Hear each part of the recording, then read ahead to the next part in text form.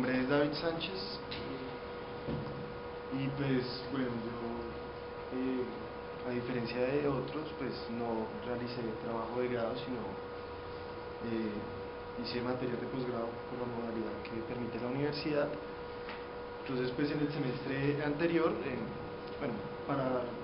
realizar esa modalidad pues uno tiene que presentar un examen, tiene que presentar un anteproyecto de investigación y tiene que realizar una entrevista y entregar unos documentos. El examen es igual para los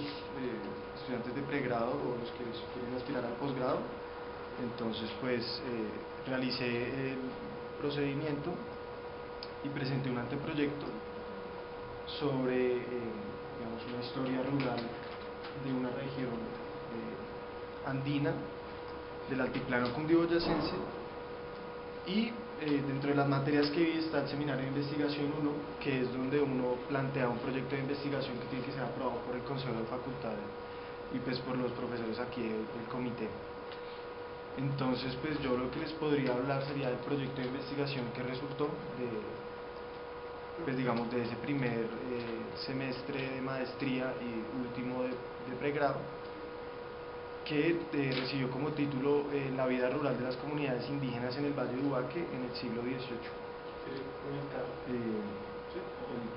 No, pues ahí tengo el proyecto, pues hubiera traído como algún mapito, como por lo menos para mostrar el área de estudio, pero bueno, entonces así les voy a hablar básicamente del proyecto. La propuesta lo que busca es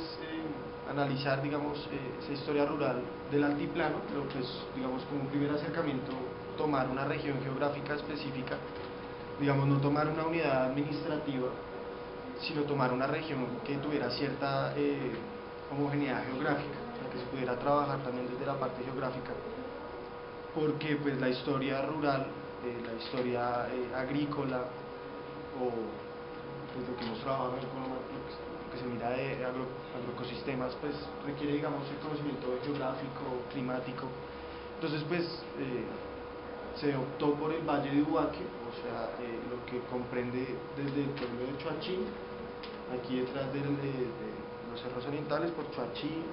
Fomeque, Une, Caquesa, todos estos pueblitos que van bajando bueno, por la cuenca del río Negro, un río por ahí, que se unen después pues, a todo el sistema del Orinoco en los llanos. Entonces, básicamente se quería trabajar estos pueblos por un interés en la historia indígena del altiplano, de los indígenas acá en los pueblos de indios, y un reconocimiento de cómo funcionaban las prácticas agrícolas de los resguardos que rodeaban esos pueblos de indios. Entonces básicamente esa fue la propuesta, digamos, y el interés de trabajar este tema. Entonces dentro de las preguntas que me realizaba, tocaba presentar para el proyecto, era pues cuáles eran las formas de producción, o sea, cómo era la forma que se producía en esas tierras de resguardo, de qué forma las comunidades interactuaban con el ambiente y cómo los indígenas se organizaban alrededor de la tierra de los resguardos de los pueblos de indios. También cómo se vivió la vida rural, entendiendo el concepto también como desde la parte de la vida cotidiana, del trabajo, de la organización social de estas comunidades. Y bueno, básicamente se englobaba en una pregunta que era cómo era el funcionamiento de estos resguardos de estos pueblos.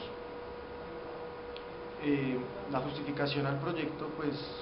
consistía básicamente en pensar que estos pueblos son el reducto de un proceso de poblamiento digamos, característico del altiplano cundiboyacense, donde la población indígena fue reducida en pueblos de indios y en resguardos, y pues evidenciaba que al final del siglo XVIII hubo una tensión en torno a estas tierras que llevó paulatinamente a la descomposición de estos resguardos y que llevó a que las comunidades indígenas muiscas desaparecieran totalmente pues, a lo largo del XVIII, XIX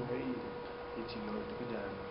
muy reducidas, cosa que no ocurre en otras regiones del país donde también hubo resguardos, como en el Cauca, que todavía hay resguardos rezago del colonial. Entonces evidenciar las formas de vida, evidenciar el sistema alrededor de las tierras de resguardo, pues permitía responder también a la pregunta de por qué desaparecen estas comunidades. Y pues la justificación giraba también en torno a eso, en evidenciar, digamos, cómo se desaparecen, porque pues los visitadores cuando llegaban en el siglo XVIII a estos pueblos, pues lo primero que decían era que no trabajaban la tierra, que eran que eran muy pocos para tanta tierra que tenían los resguardos. Entonces por eso fue propiciatorio para descomponerlos, para ir segregando tierra o para reducirlos en otros pueblos. Entonces la parte de la historia rural, de la historia agrícola de esas comunidades es importante, pues, porque fue un argumento que se empleó para descomponer estas tierras. Entonces los pueblos de indios como reducto de ese poblamiento y reducto de esa historia indígena, pues parte de la justificación del trabajo.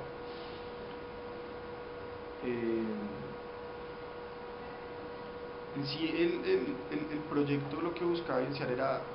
partir del siglo XVIII, que es donde comienzan estas tensiones de estos pueblos, pero sin embargo pues revisar también documentación anterior para permitir cómo se han configurado. Entonces en el siglo XVIII encontramos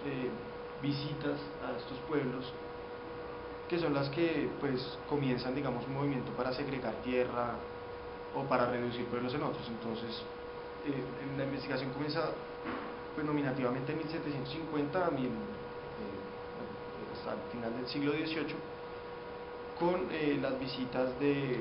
Joaquín de Arocena y Escoto, que ahorita hablo de eso porque es parte de la ponencia que se presentó en Cartagena, y hasta las de Francisco Antonio Moreno y Escandón, que pues en la historiografía agraria del altiplano pues se reconoce como el administrador fiscal que redujo varios pueblos en Tunja y en Santa Fe, en ambas provincias. Entonces el contexto pues básicamente era el siglo XVIII,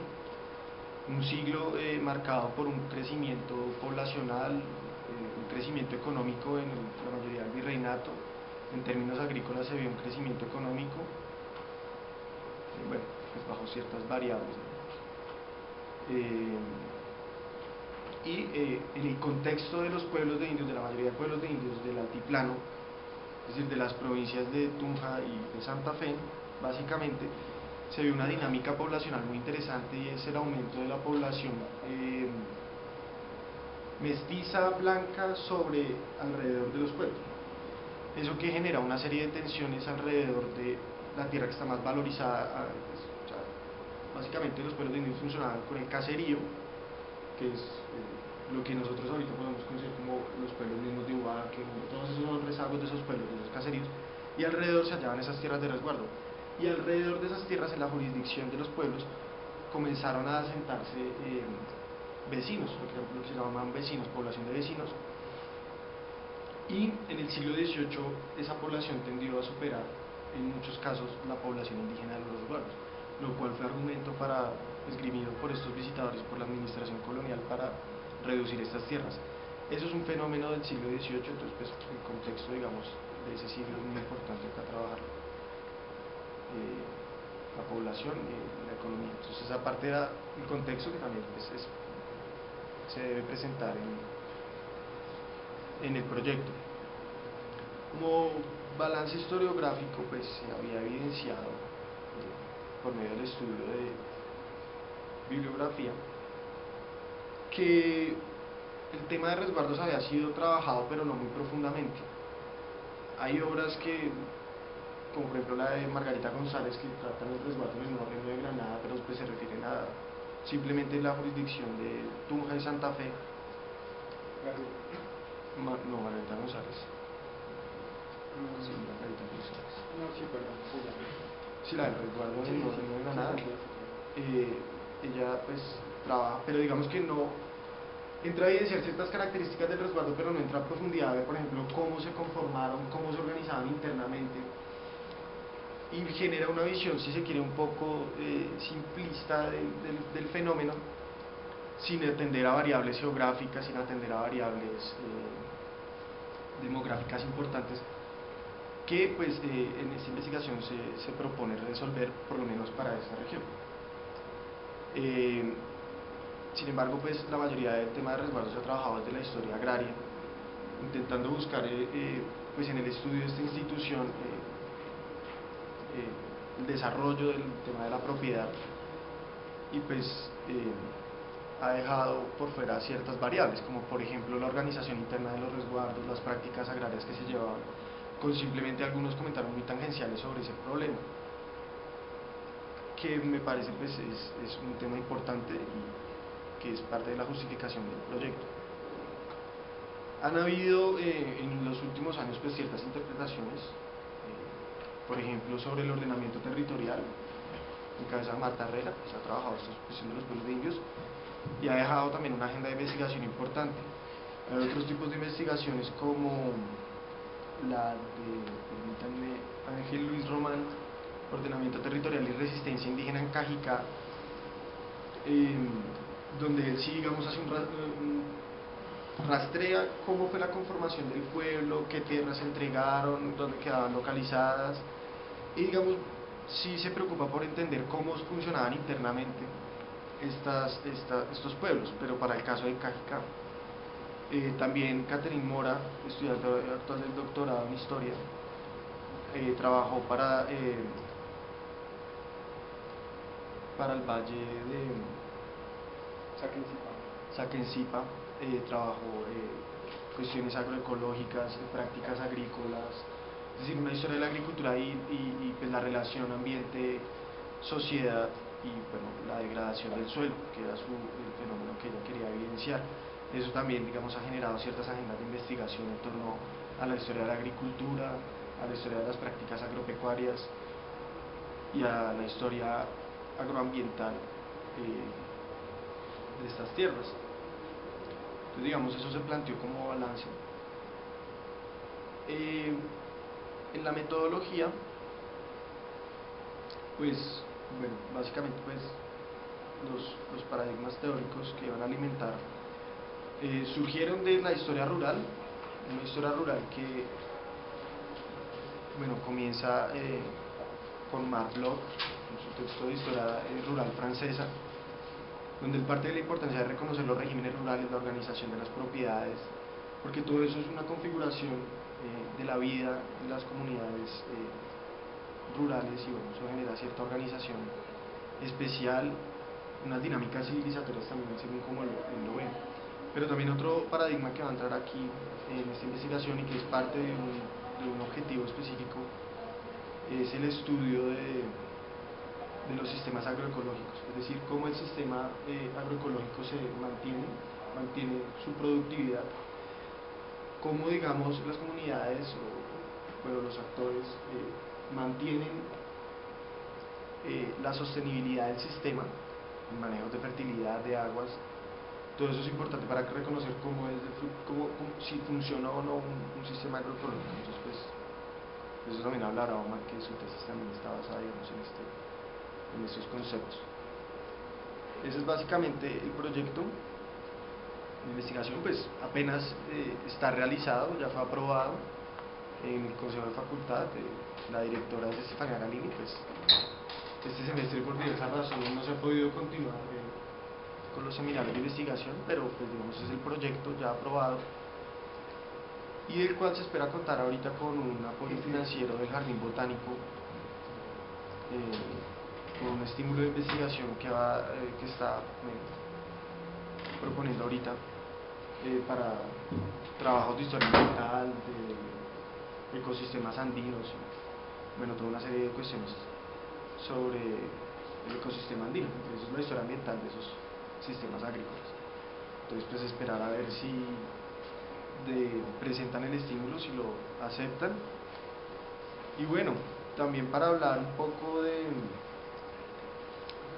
la ponencia de Cartagena, pues lo tengo dividido aquí ahorita en dos, pero pues voy a hablar también de eso porque precisamente esa ponencia fue producto de un trabajo que permitió preocupación sobre este tema. O sea, digamos, esa ponencia es el resultado de esta preocupación y de este resultado de este proyecto. Entonces, pues, hablar de esa ponencia también es hablar de este proyecto. Lo que se proponía era mostrar a partir de la documentación de la visita de un oidor de la Real Audiencia, Joaquín de Aróstegui y Escoto, en 1758 más tarde 60, básicamente hizo la visita como en 2 años, por las provincias, por la provincia de Santa Fe, por los diversos corregimientos de la provincia, evidenciar cómo era la vida rural de los resguardos. Él es el que comienza, digamos, con esa dinámica de segregar tierras, aduciendo a que las comunidades no trabajaban la tierra o eran muy reducidas para tan amplia tierra, y vender esas tierras segregadas para la Real Audiencia a diversos vecinos. Entonces, él dejó un registro por cada pueblo, pero pues el trabajo fue menos minucioso y se dedicó a revisar un informe general de visita que él hizo, donde explica su recorrido por los diversos pueblos y, digamos, pueblo por pueblo después. Pues es un panorama interesante de la historia agraria, una fuente que hay que tener cuidado, porque pues básicamente está justificando segregaciones de tierras. Básicamente dice que los indígenas son perezosos, que no la trabajan, que prefieren dejar en arrendamiento los resguardos. Entonces es una fuente que hay que tenerle cuidado. Y en Cartagena se propuso esa ponencia, ciertos ejes, por ejemplo, a partir de la visita se puede evidenciar cómo era el ordenamiento interno de los resguardos, que estaban divididos en parcialidades, en capitanías, o sea, no era una tierra trabajada comunalmente, había tierras de trabajo individual, habían tierras que pertenecían a cierta parentela o organizaciones que venían de parentelas como las capitanías bueno, los tenientes y los capitanes que controlaban cierta parentela y tenían ciertas tierras del resguardo. Se evidenció también tensiones alrededor de los pueblos en esas tierras, por ejemplo, cómo los indígenas arrendaban tierras, o también cómo había tensiones entre el elemento de vecinos y el elemento indígena, por ejemplo, introducción de ganados en las tierras de resguardo, entonces dañaban las sementeras de los indios. Bueno, hay una serie de tensiones ahí que se evidenciaron y que muestran un panorama en transformación en el siglo XVIII para estas tierras de resguardo. Entonces, bueno, eso fue básicamente lo que se mostró en la ponencia en Cartagena, un análisis de esa visita. Y eso permitió, digamos, la preocupación más general sobre cómo era el funcionamiento interno de estas tierras en el siglo XVIII. Entonces, básicamente eso fue tanto el proyecto de investigación que se presentó ahorita y la ponencia en Cartagena.